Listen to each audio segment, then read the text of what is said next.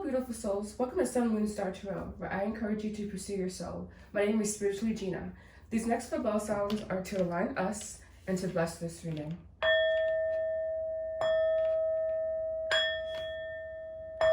This is going to be a full moon Gemini reading. I am super excited to do this because I have this uncanny ability to attract Gemini suns and Gemini moons into my life. My dad was actually a Gemini, and then my first boyfriend, and then my favorite boyfriend. And so I just find it to be very interesting that I have this like attraction, like pulling towards Geminis. So we're gonna go and do a reading today. And so I just feel extra connected, I guess, right? All right, so this is just gonna be an intuitive reading. I really don't have a specific format in mind.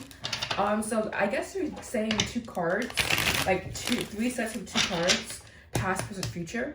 And yeah, so this is full moon, intuitive reading, intuitive reading, because I never do it this way, but anywho, so we have 2 cards in the past, 2 cards in the present, 2 cards in the future, and then we have the advice here, all right? All right, so 2 cards in the past, please, Spirit. What do you want the collective to know? 2 cards in the past. Like giving me a whole story. They always do that. Anyways, 2 cards in the past. Thank you. All right. So in the past, there seems to be like there was a struggle towards happiness. As soon as I saw these cards together, I'm like, oh, struggling towards happiness, struggling towards your goal. Just the energy of like, I'm getting like someone kind of like walking up the like steepest hill. Actually, if you've ever read Touching Spirit Bear, I know that book is totally like niche, but in the story he had to like roll a boulder up a hill I believe, because basically it was like he injured someone from fighting with them, and so he had to go to rehabilitation in nature with said person, the person that I think he almost critically injured, and I think the person, I have to read this book again, wow, it's like really coming back to me really strongly. Anyways, that was a whole tangent, but yeah, it's looking like here that there's just a struggle towards happiness, at least in the past, right? Clarify, please, Spirit. Yeah, a struggle towards happiness. Bottom of the deck here, we do have Queen of Cups, that guardedness. And so, like, you're not even being able to really expand upon and tap into your intuition because of this guardedness and because of the struggle energy that you feel, which stems from lack, I mean. And then Knight of Wands, someone who can be quite, maybe impulsive a little bit. And then we put this always kind of working out for you, in a way, your impulsivity. So always, like, landing on your feet in a way, but still needing to kind of, like, yeah, there's that, like, but I don't want to do it that way anymore. You wanting to be more conscious about everything. All right, so just clarify. 1 card, please. Actually, I don't need much. Just 1 card. That came through pretty clear. Just knowing that happiness and anything you want is supposed to like make you like uncomfortable, but being uncomfortable and struggling, they're not the same thing. So like, I just saw 333, so knowing the difference with that. All right. A card. Thank you. You have Muse. Interesting. I wasn't expecting this card. Right, so, oh, okay, I get it. So, like, struggling towards happiness and kind of losing your inspiration, losing your artistic touch, basically, and kind of, like, maybe burning yourself out in a way as well.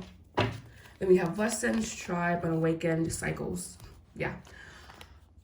Knowing that it's like you just needing to learn the lessons, and Tribe, you calling in someone possibly, or calling in your soul team, because we do have romantic love here. The frequency of romantic love supports our journey to feel whole and complete through the experience with and reflection of a conscious lover. Wow, that was pretty tough to read. So I was talking about conscious manifestation. So that's kind of what this is talking about as well. And so you kind of learn the lessons and kind of like addressing old cycles. I don't feel like you're going to repeat them. Hopefully, at least, right? All right. Present, please. Present.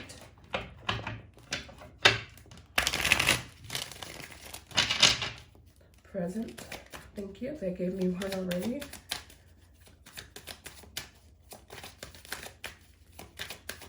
And my sinuses are getting all weird right now. So this is definitely like,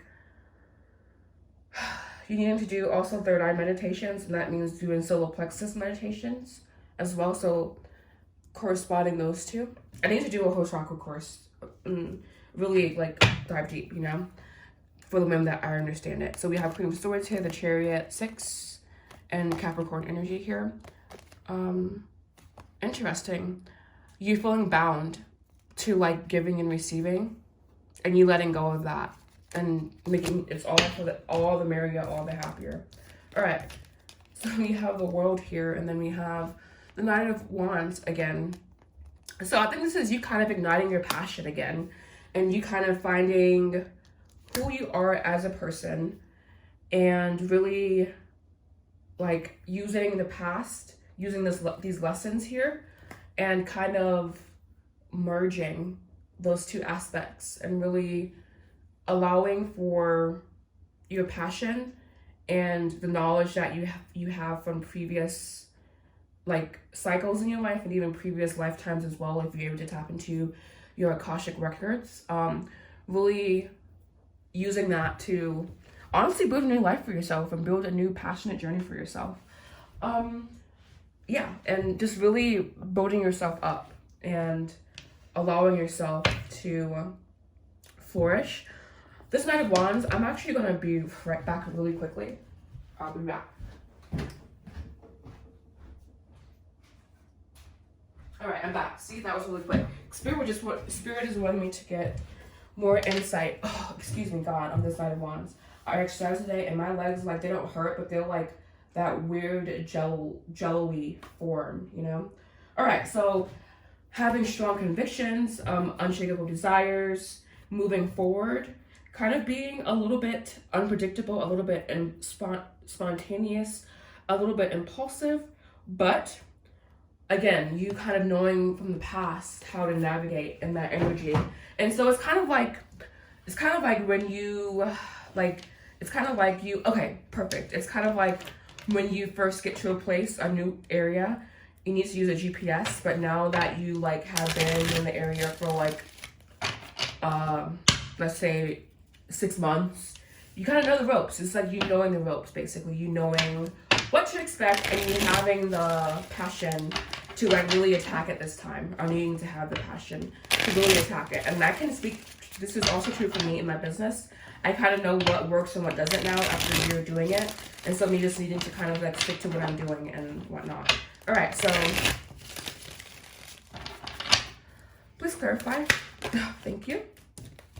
All right, yeah, so we have Divine Feminine and we have Guide. So using your intuition to guide you towards your next big goal in your life. And obviously this is lining up with your soul's passion, your soul's journey. Divine Feminine is very intuitive, and we did have the Queen of Cups on the bottom of the deck. And now we have the Queen of Swords on the bottom of the deck. So still that Divine Feminine energy, you kind of wielding it and creating, basically, because creation is Divine Feminine energy. The act of creation is Divine Masculine. But the like this is a finished product, so technically this would be like a representation.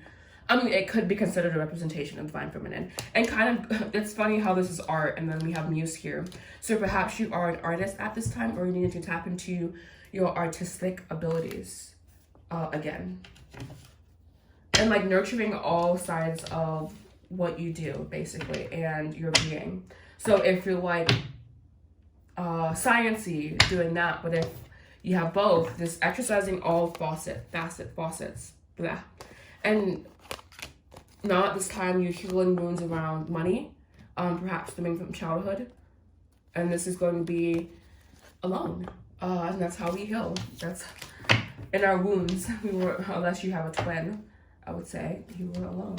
Actually, my trainer, I just got her. She has a twin, which is pretty cool. I think I want twins. I don't know. All right. And lastly here, what's coming in the future? We did have 5 of Swords falling out. Hopefully not any discord.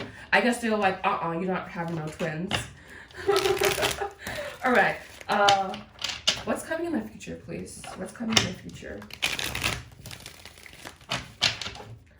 What's coming in the future, this Gemini? Full moon.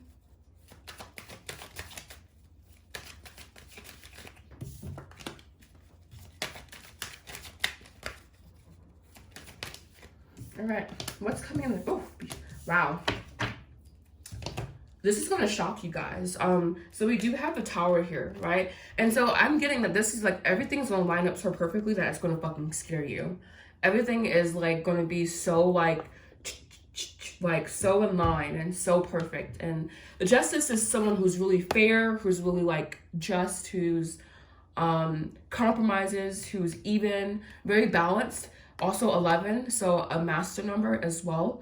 And then so 11, so definitely romantic love as well, possibly. But romantic love can also mean you falling in love with your job or falling in love with whatever you're doing. But yeah, so definitely having like very clear goals and like very clear execution of goals, and just having like, I'm getting beautiful alignment basically. So like beautiful like crescendo, kind of like 10 of Cups energy, but it's like almost like 10 of Cups, 10 of Pentacles together in a way, 10 of Wands as well, and then what, 10 of Swords, but that's not energy there at all. So yeah, just like you having this clear foundation basically. And we do have the Tower, so this is kind of this is going to come out of nowhere. And then we do have the 4 of Wands here, the marriage card. But simply you kind of like having that commitment, you having the joy. And then we do have the 2 of Wands here. And then we do have the 2 of Swords. So this is like you running from, kind of you like running from the truth in a way. And like, I'm getting that there may be some fear involved in like really getting what you want. I think that's my blanket. I think my blanket just came. Guys, I gotta wait. You guys, like, I don't give a F about your life, though. We're watching a tarot reading. But I got a weighted blanket, and I think my weighted blanket just came. So I am very excited to have that to sleep with tonight. And it was a really good sale because of Black Friday, which is awesome. Oh, okay. They said use my Osho Zen to clarify this last here. All right, so 2 cards to clarify. It's Justice, this Page, and Justice card. What's really coming? Gemini full moon. Gemini full moon. Thank you for giving me 1, and they gave me 2. We have going with the flow. So you kind of being in that place of balance. Not kind of, you being in that place of balance. You have healing here. And now it's that fear probably that's coming up. The stress, which is fear-based. Past lives. Oh, I talked about past lives. And this is 18. 18's the moon. Wow. So tapping into Pisces energy, tapping into the divine feminine energy that's on the table here. All right, so clarifying Justice, Page of Pentacles. Wait, no. 18, 19. No. Sorry, guys. I'm like, because this is the Osho Zen, and then he does things a little bit differently. We have silence here. We have, this is 17. I just want to make sure that I'm not like telling you guys the wrong thing. 15, 16, 17. All right, so this is the Star card here. All right. And this is the Queen of Pentacles. So knowing that your desires are manifesting into reality. And I just saw 333 as well. So definitely around co-creation as well. All right, so finally, we have arrived. We have change. We have, wow.